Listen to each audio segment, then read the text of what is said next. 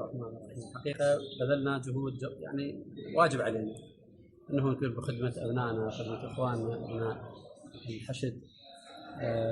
وصية أبونا الشايب استقتلنا على أنه يكون هناك إحقاق للحق حالهم حال باقي إخوانهم في الداخلية والدفاع وباقي الأجزاء الأمنية.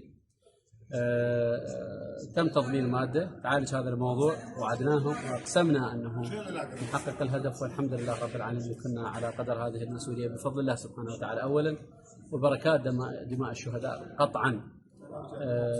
ضمنت المادة سيتم معالجة الفروقات في هذه الموازنة ب3 سنوات، يعني ابتداء هذه السنة خصص لها مبلغ، السنة الجاية والسنة اللي بعدها. ليش؟ لأن العمل الأول خلال هذه الفترة يجب على الدائرة الإدارية والمالية في هيئة الحشد، كذلك ديوان الرقابة المالية ووزارة المالية، تدقيق هذه القوائم، تفصيلها، معرفة الرقم بالمجمل والمصادقة عليه، ثم إطلاق الأموال من قبل وزارة المالية اللي خصصنا لها مبلغ لهذه السنة، وألزمنا الوزارة بالسنة الجاية واللي بعدها هو إطلاق هذه الأموال. من هم المشمولين تحديدا حجي؟ الجميع مشمول؟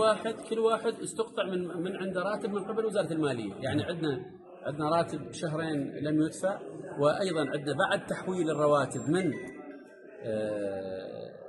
725 إلى مساواة أقرانهم في الداخلية والدفاع. أكو فترة أكو 6 أشهر و7 أشهر و8 أشهر ما استلموا، هذه أكو فروقات لهم تحسب، يعني أكو واحد راح يطلع على 500,000، واحد راح يطلع على مليون، واحد يطلع على 1.5 مليونين، حسب ايش قد انقص من عنده وتاريخ مباشرته أو عودة. بورك حجي قود. حياكم. شكرا.